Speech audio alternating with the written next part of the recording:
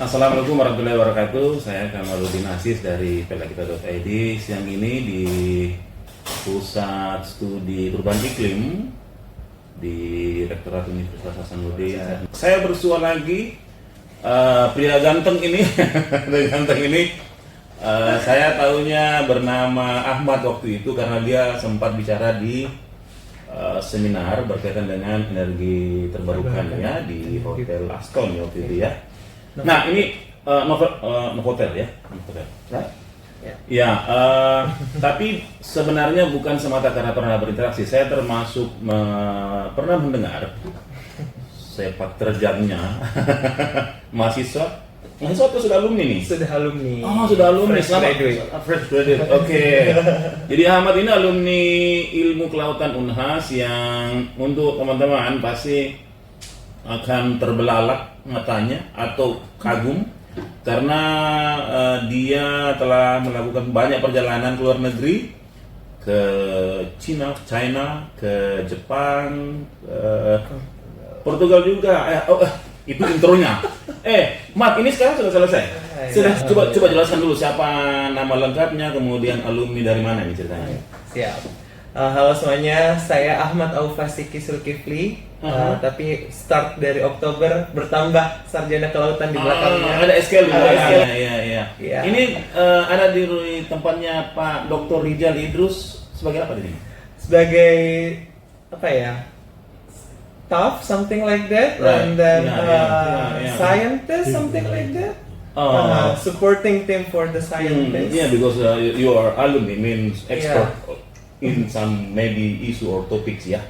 Ya. Ya.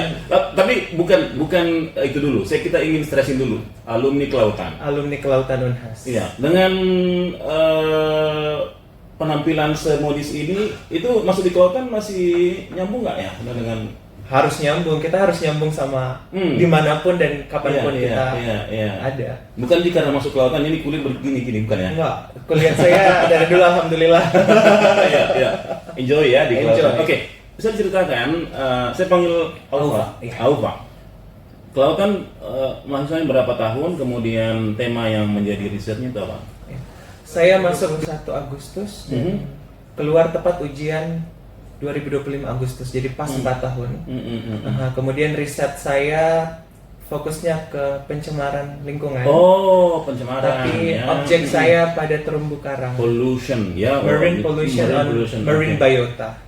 What makes you, the reason why marine science? Apa yang membuatmu memilih kulit bisa hitam atau apa gitu? Kalau kulit kita bisa putihkan kembali, ada banyak sekali obatnya sekarang. Tapi kalau ilmu dan wawasan dan juga pengalaman itu kita nggak bisa dapatkan di mana saja. Iya.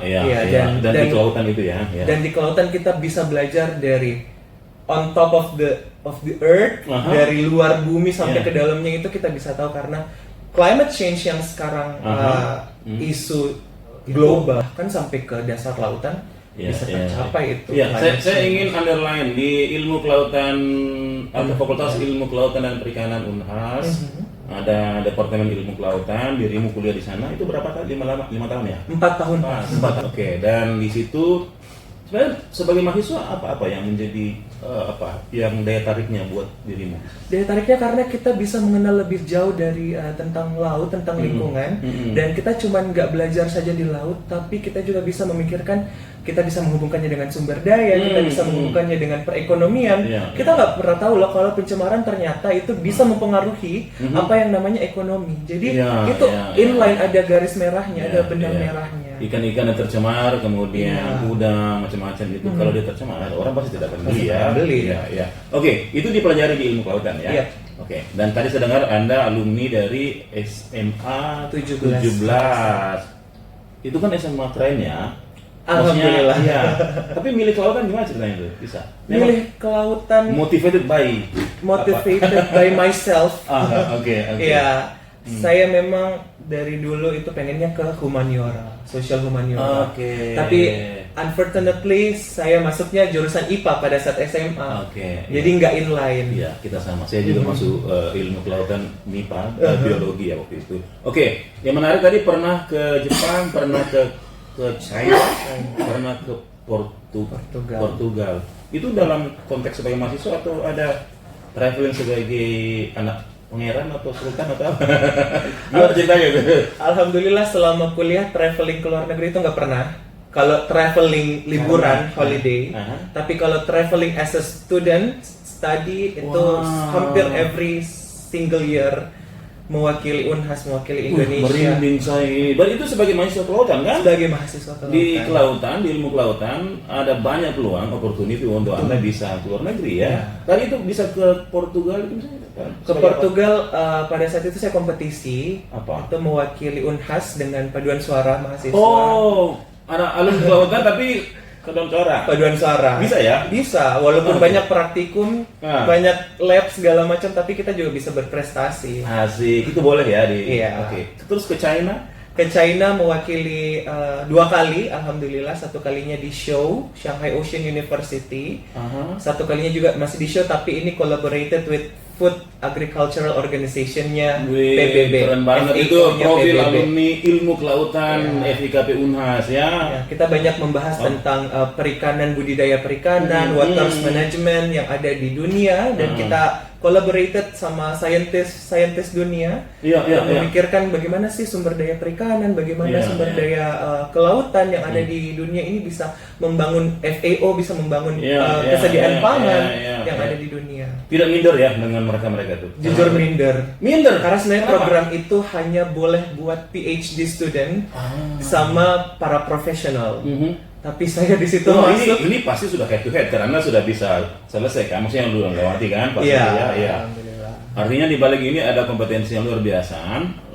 Aufa bisa adaptif ya dengan iklim internasional ya. Oke.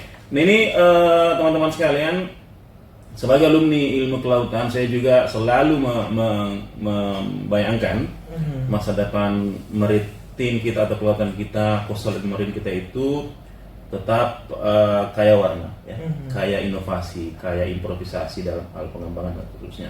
Kalau pembacaan Aufa untuk isu kelautan sekarang seperti apa? Big challenge to all Big of us. challenge adalah kesadaran kita akan lingkungan. Itu aja dulu sih. Terkhususnya generasi muda, karena kita di Indonesia khususnya itu sangat jarang sekali mempelajari tentang isu-isu lingkungan, sangat jarang sadar sama lingkungan. Kemarin saya juga sempat mewawancara, bertanya-tanya kepada generasi barunya ilmu kelautan, kamu sukanya apa? Saya sukanya ke seni, saya sukanya ke sini. Apa sih yang bisa kita hubungkan di situ? Ternyata kita punya budaya maritim yang kuat banget, dan saya punya slogan namanya 3 cares. Care for the culture, care for environment, and care for the future. Wow. Jadi peduli budaya, peduli lingkungan, peduli untuk masa depan. Karena ternyata 3 ini itu saling berkaitan, apalagi dalam isu kelautan. Jadi kita bisa mengembangkan kesadaran orang terkait lingkungan itu melalui seni, melalui karya. Makanya saya tidak pernah untuk menghentikan atau memadatkan, memasifkan anak kelautan ya. Harus tegang. Ya, kalau di Unhas ini Alfa, kalau di Unhas ini kan Anda kuliah 2021 masuk, kemudian selesai 2025 ya. 5 ya. Satu kelas itu, satu angkatan itu berapa orang?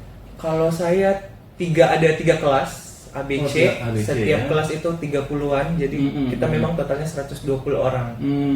Kalau mendeskripsi ilmu kelautan saat ini dan challenge-nya itu, Alfa mau bilang apa? Semakin banyak challenge-nya.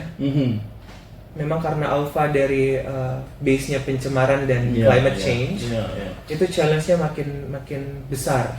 Untuk saat ini Alfa pengen study lebih lanjut lagi hubungannya climate change dengan bagaimana stok karbon, bagaimana mikroplastik, bagaimana ekosistem terumbu karang.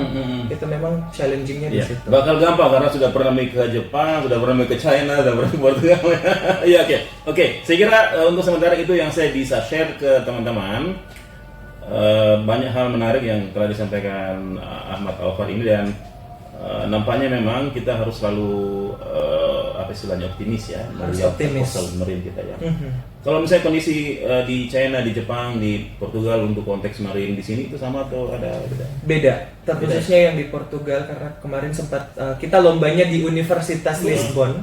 Lisbon University, dan di situ fisheries managementnya juga bagus. Dan kita melihat teknologi itu memang harus sangat mendukung ini kita, apalagi di sektor kelautan perikanan. Iya. Demikian podcast pendek saya ya. Salam dari Gedung Rektorat Unhas, Pusat Studi Perubahan Iklim. Dadah. Dadah. Oke.